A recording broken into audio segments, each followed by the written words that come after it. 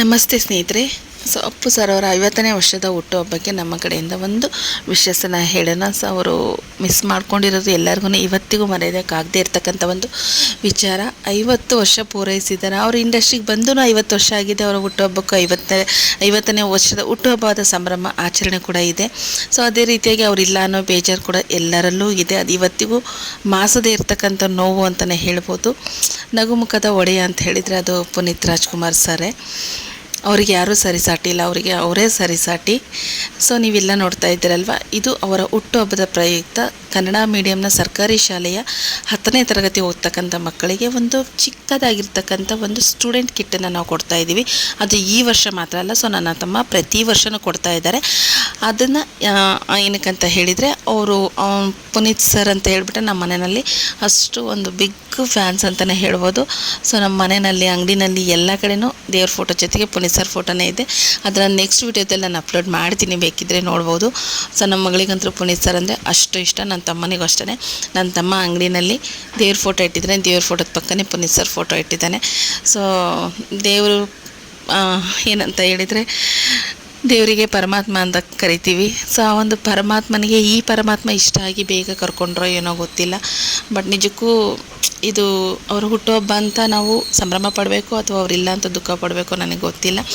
ನೋಡ್ತಾ ಇದ್ದೀರಾ ನೀವು, ಅವರು ಸ್ಟಿಕ್ಕರ್ಸ್ನ ಪ್ರಿಂಟ್ ತೆಗೆದು ಒಂದು ಎನ್ವೆಲಪ್ ಮೇಲೆ ನಾವು ಅಂಟಿಸ್ಬಿಟ್ಟು ಅದ್ರ ಒಳಗಡೆ ಒಂದು SSLC ಮಕ್ಕಳಿಗೆ ಎಜುಕೇಷನ್ ಅಂದರೆ ಅವ್ರದ್ದು ಟೆಸ್ಟಿಗೆ ಎಕ್ಸಾಮ್ ಇದೆ ಅಲ್ವಾ, ಒಂದು ಎಕ್ಸಾಮಿಗೆ ಏನೆಲ್ಲ ಐಟಮ್ಸ್ ಬೇಕು, pen, pencil, sharpener, eraser, scale, ಈ ಥರದನ್ನೆಲ್ಲ ಹಾಕಿಬಿಟ್ಟು ಒಂದು ಚಿಕ್ಕದೊಂದು ಸ್ವೀಟ್ನ ಹಾಕಿಬಿಟ್ಟು ನೋಡ್ತಾ ಇದ್ದೀರಾ. ಇದೇ ಸರ್ಕಾರಿ ಶಾಲೆ. ಪ್ರತಿ ವರ್ಷವೂ ಇದೇ ಶಾಲೆಗೆ ಕೊಡ್ತೀವಿ. 2 ಶಾಲೆಗೆ ಕೊಡ್ತೀವಿ. ಈ ಶಾಲೆಯಲ್ಲಿ 50 ಜನ ಮಕ್ಕಳಿದ್ದಾರೆ. ಇನ್ನೊಂದು ಶಾಲೆಯಲ್ಲಿ 45 ಜನ ಮಕ್ಕಳಿದ್ದಾರೆ. 2 ಶಾಲೆಗೂ ಬಂದು ಏನಂತ ಹೇಳಿದರೆ ಒಂದು ಸ್ಟೂಡೆಂಟ್ ಕಿಟ್ನ ನನ್ನ ತಮ್ಮ ಕೊಡ್ತಾಯಿದ್ದಾರೆ. ಅಲ್ಲಿ ಕೊಡ್ತಾ ಇರೋರು ನನ್ನ ತಮ್ಮ ಇದ್ದಾರೆ.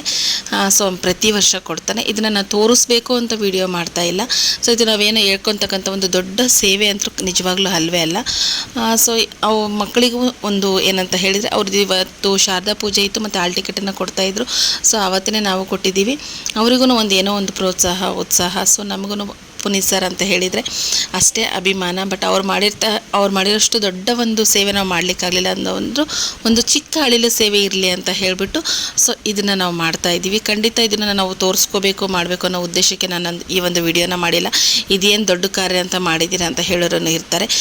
ಅವರವರ ದಾನ, ಅವರವರ ಧರ್ಮ, ಅವರವರ ಭಕ್ತಿ, ಅವರ ಒಂದು ಇಚ್ಛಾನುಸಾರಕ್ಕೆ ಬಿಟ್ಟಿರ್ತಕ್ಕಂಥದ್ದು. ಇದು ಯಾರನ್ನೂ ಯಾವುದರಲ್ಲೂ ಅಳ್ಲಿಕ್ಕಾಗೋದಿಲ್ಲ.